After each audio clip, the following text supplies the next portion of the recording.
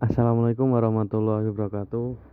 Kami dari kelompok 7 ingin mempresentasikan tentang pelaksanaan kebijakan moneter dan krisis moneter yang beranggota Muhammad Akmalan Solehan, NIM 4117278, Novi Kairunisa 4119002, Asih Maisaroh 4119010, Novilia Hilmi Yunita 4119017. Yang pertama, pengertian kebijakan moneter. Kebijakan moneter merupakan suatu usaha dalam mengendalikan situasi ekonomi makro agar bisa berjalan sesuai dengan yang diinginkan dengan pengaturan jumlah uang yang beredar dalam perekonomian. Demikian usahanya dilakukan agar terjadi kestabilan harga dan inflasi serta keseimbangan pada peningkatan output. Selanjutnya, tujuan kebijakan moneter. Bank Indonesia memiliki tujuan untuk mencapai serta memelihara kestabilan pada nilai rupiah. Tujuan ini sebagaimana tercantum pada Undang-Undang Nomor 23 Tahun 1999 mengenai Bank Indonesia, yang sebagaimana diubah melalui Undang-Undang Nomor 3 Tahun 2004 dan Undang-Undang Nomor 6 Tahun 2009 pada pasal 7. Kestabilan rupiah yang dimaksud mempunyai dua dimensi. Yang pertama, kestabilan nilai rupiah adalah kestabilan terhadap harga-harga barang dan jasa yang tercermin dari perkembangan laju inflasi. Sementara itu, dimensi yang kedua tentang masalah perkembangan nilai tukar rupiah terhadap mata uang negara lain. Selanjutnya, tenggang waktu atau lag efek dari kebijakan moneter.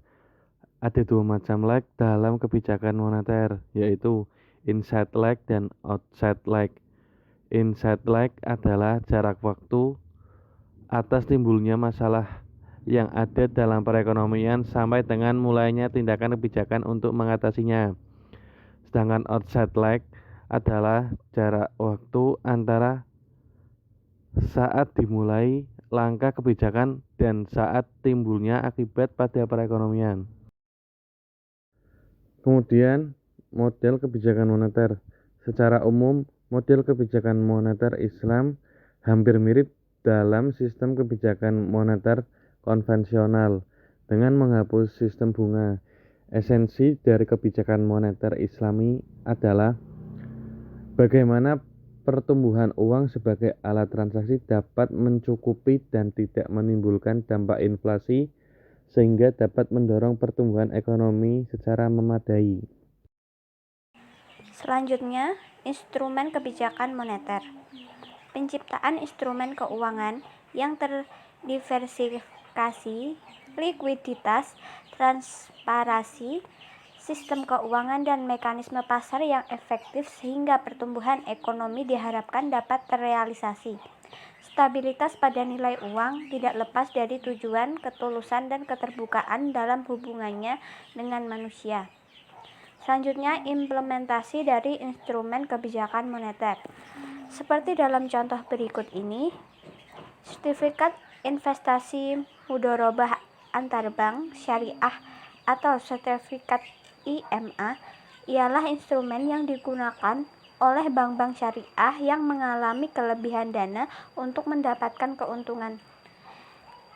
Di lain pihak, digunakan sebagai sasaran penyediaan dana jangka pendek bagi bank-bank syariah yang mengalami kekurangan dana.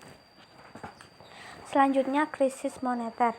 Krisis moneter yang terjadi di Indonesia sejak awal Juli 1997, sementara ini telah berlangsung hampir 2 tahun dan telah berubah menjadi krisis ekonomi, yaitu lumpuhnya kegiatan ekonomi karena semakin banyak perusahaan yang tutup dan adanya peningkatan jumlah pengangguran.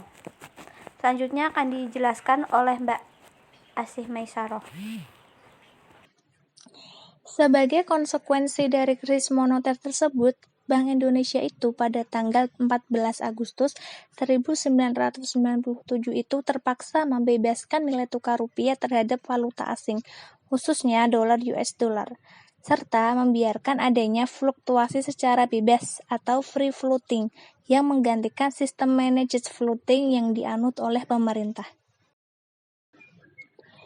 Kemudian ada penyebab krisis moneter, yaitu tidak adanya keseimbangan struktur di dalam sektor produksi.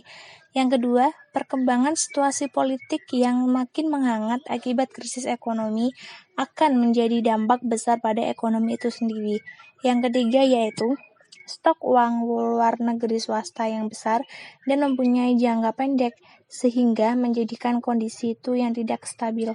Dan yang terakhir yaitu ketergantungan pada utang luar negeri yang berhubungan dengan perilaku bisnis, sehingga cenderung memobilisasi dana dalam bentuk mata uang asing.